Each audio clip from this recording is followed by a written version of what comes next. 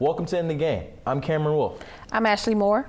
And we're here to give you a little fall recap of what's been going on in UH football and also a UH preview of their basketball season.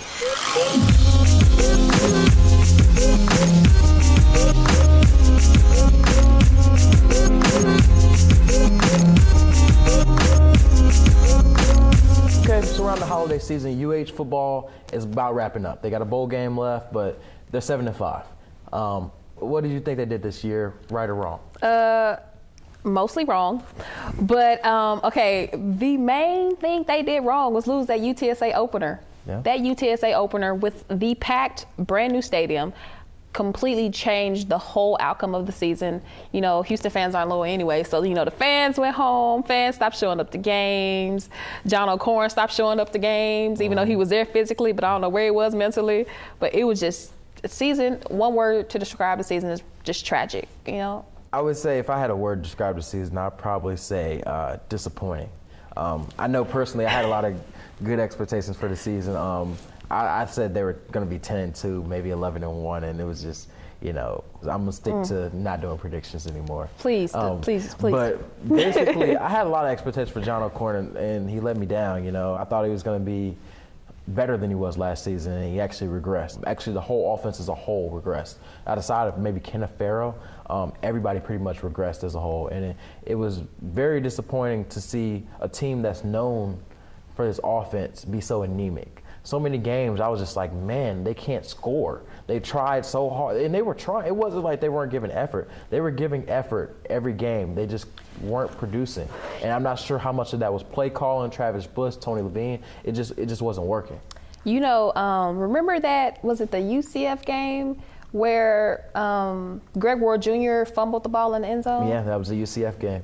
That play made the show Cheers and Jeers national television. Yeah. This man is fumbling the ball in the end zone. And that basically sums up the season. Yeah. So inconsistent. He's right there. He has the ball in his hands right there, reaches out for the goal post. You know, I mean, he reaches out, you know, in the end zone, and then the ball just falls out of his hands. Yeah. That's how it's been the whole season. Yeah. We're right there, but we just cannot commit. We just cannot win, you know? Yeah, I agree. He's trying hard, but just not hard enough, you know? It's like, another big loss, that Tulane loss on a homecoming, that was devastating. The UTSA loss was completely devastating because they had about 40,000 fans. Over 40,000. Over 40,000, over 10,000 in the student section, and they lost at home their first game ever. I feel like ultimately that's why, you know, Tony Levine got fired.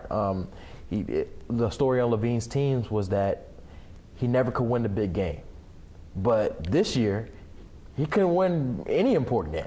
It was even games, UTSA and Tulane, where they were supposed to dominate these teams, and they lost. And UTSA, they got embarrassed. Okay, I don't want to play the blame game, but, I mean, if I'm John O'Corn, I take some blame in it.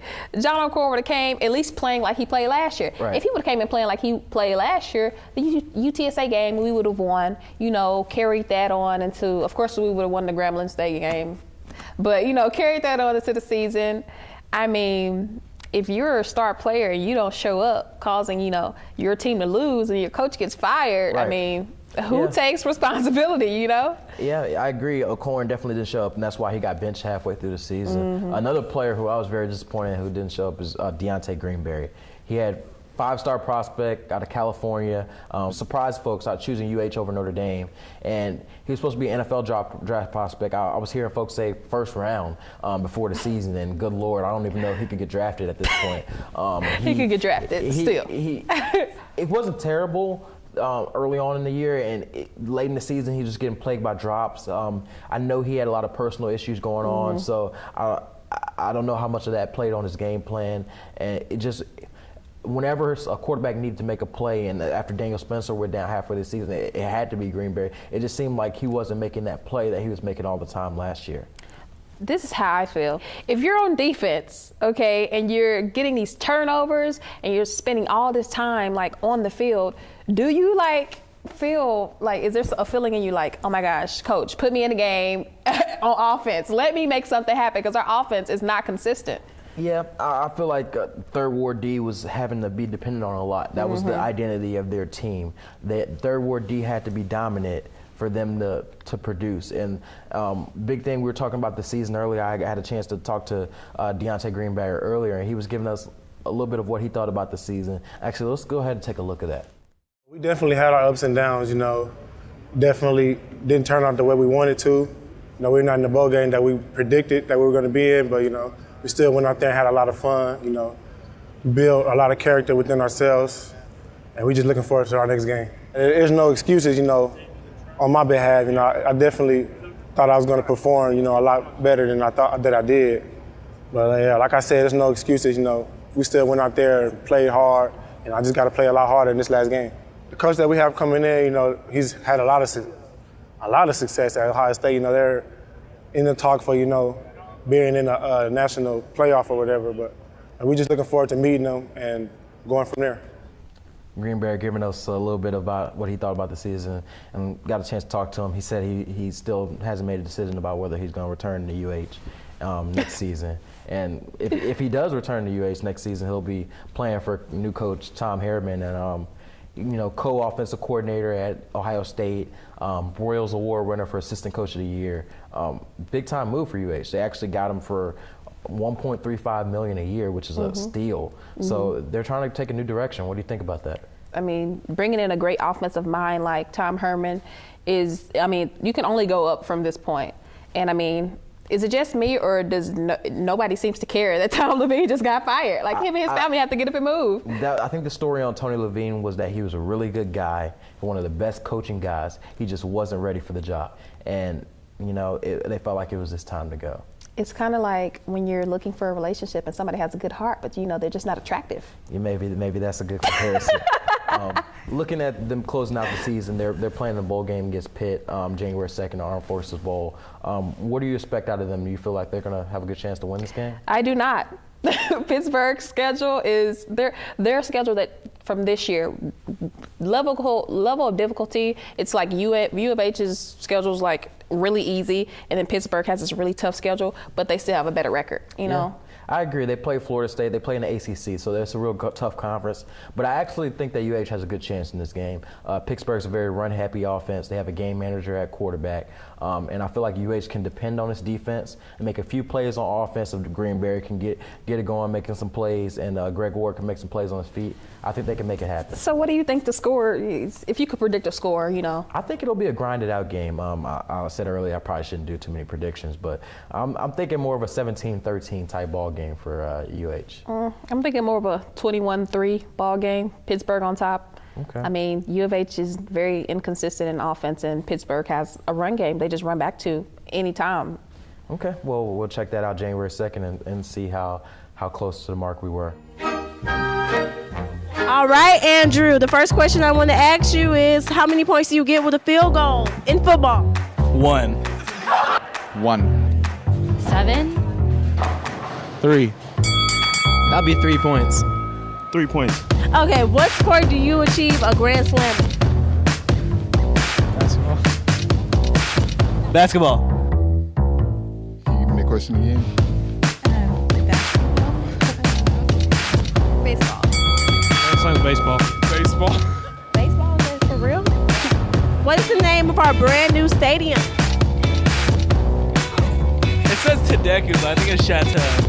I still go with Robertson Stadium. I don't like the new stadium. Oh, okay. So a dozen of donuts cost 12 cents. How much does 100 donuts cost? All right, the last question of the night. What is the name of our brand new stadium? TDECU Stadium, or the Cage. We're going to take a look at basketball. UH basketball started up. They played about 6 or 7 games so far. They're playing a lot of non-conference schedule, cupcake games usually. Cupcake games? Yeah, well, I mean, not all of them are cupcake games. They played at SBU recently, and they're going down to the brink for there. It should have been a cupcake game. It should have been. They start conference play early January, and that's really going to show where they are. They got new coach Sampson in there, so there's a lot of intrigue. Gerard Sticker scored 33 points against HBU, so he did. They have some offensive presence there. Devontae Pollard has been balling, new transfer in from Alabama. So there's a lot of hype kind of unknown intrigue. They feel like it's a rebuilding year for the basketball squad, but Sampson there, I'm hearing from the team, they think they can make a tournament run, but I don't know how much of that is just talk. We know here at the University of Houston, don't believe the hype. Yeah. Clearly from this last football season, don't believe the hype. All I know is U of H team is now 5-1, the basketball team.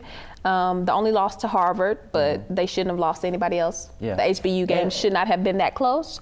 But, you know, LJ Rose is coming back. Right, he's coming soon. from an injury, should be around Christmas time, he should be back. And he's a major player for that team. So maybe Kevin Sampson, I'm not saying this year, but like within the upcoming years, maybe Kevin Sampson could turn his team around. Because I think this is a team that you're probably going to get a 500 basketball team out of them. Yes. That might make an NIT appearance, which would be actually an improvement from last year.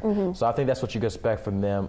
They might win a couple conference games they're not supposed to win. Who knows? You got the Sampson factor in there. And like you said, they're 5-1. They lost to a pretty good Harvard team, and they actually went up into Murray State and beat a solid Murray State squad. So we could be pleasantly surprised. So we'll see. We'll talk about that a lot more in the spring. But we want to thank you guys for joining us on the latest episode of In the Game. Enjoy your holidays. I'm Cameron Wolfe. I'm Ashley Moore. And remember, don't just sit there, get in the game.